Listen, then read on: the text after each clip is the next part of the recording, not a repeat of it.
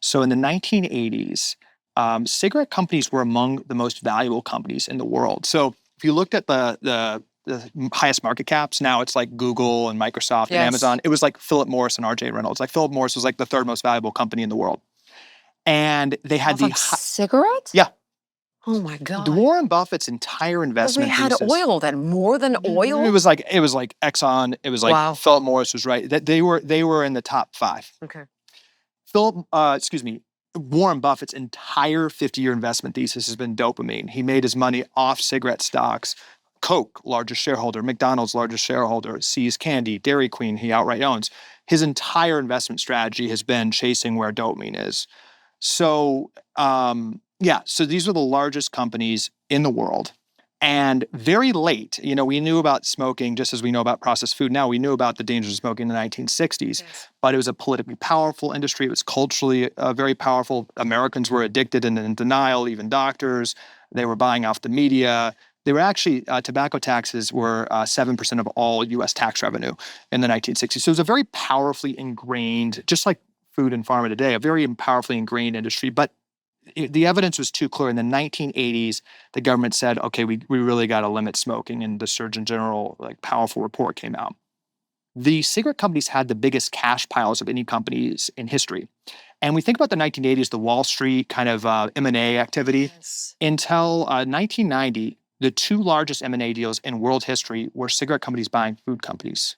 God, I get this image of Michael Douglas. He just good. Exactly. Yes, So the 80s kind of boom. Actually, the biggest deals were cigarette companies buying food companies. So they strategically used their cash that they had from cigarettes, realizing cigarettes was a declining business, and bought food companies. So R.J. Reynolds bought Nabisco, and then Philip Morris bought Kraft and U.S. Foods. And by 1990, Philip Morris and R.J. Reynolds, the 2 largest cigarette companies, were the 2 largest food companies in the world. They started consolidating food companies.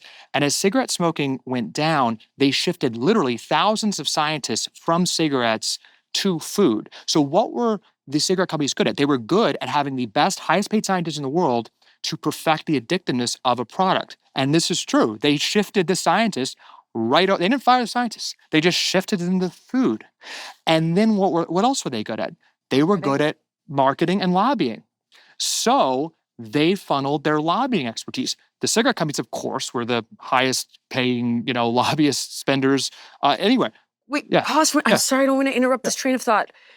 Citizens United passed in 2010. Mm-hmm. That allowed super PACs. Super PACs, though, were these huge military-industrial complex, big food, big farm.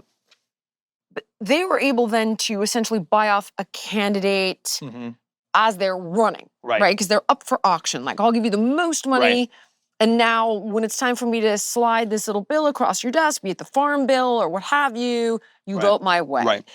Prior to that, though, how did they have that much power through lobbying? I'll tell you exactly what they did. Okay. They spent millions of dollars. While there's been some potentially deregulation and directly paying off people, there was almost no regulation on conflicts of interest research. So what the cigarette companies did is they moved over to food, and they paid Harvard. And they beefed up their donations to Harvard and this thing called the Sugar Research Council, which had been funded for years, but really went into overdrive in the late 1980s and 1990s.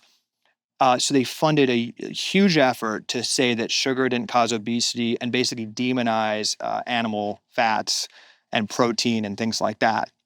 So the cigarette industry created the food pyramid. That was so it was paying the regulators, which they were still able to do, paying the research, political donations. They were the most sophisticated, the cigarette industry, right? Rigging all institutions of trust, including the media, which they were still able to advertise heavily on, in order to get the food pyramid. So the thing we need to understand is that the food pyramid was a creation of the cigarette industry. That happened from the cigarette industry's lobbying power when they shifted to food. So the food pyramid, as we all know, was one of the most violent documents in American history. The key thing is that we listen to medical leaders, for better or worse. So the percentage of carbohydrates, i.e. processed food, in the American diet went up 20% in the 10 years since the food pyramid.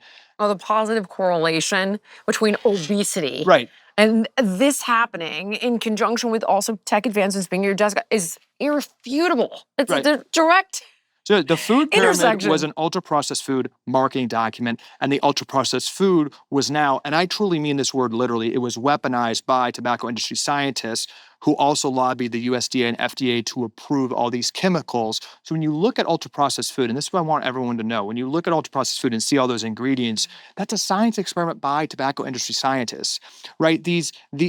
All these perfect flavors, all these perfect chemicals, they hijack our biology. Yeah. And when I say that, it sometimes sounds hyperbolic, but all you need to understand is that it's literal. It's like the smartest, highest paid scientists in the country who gave us cigarettes went over and lobbied for all these ingredients to be legal, and then lobbied for the US government to recommend it in the 1990s, which got us into addiction crisis. What's interesting is that the whole purpose of coming down on cigarette companies was to lower cancer rates.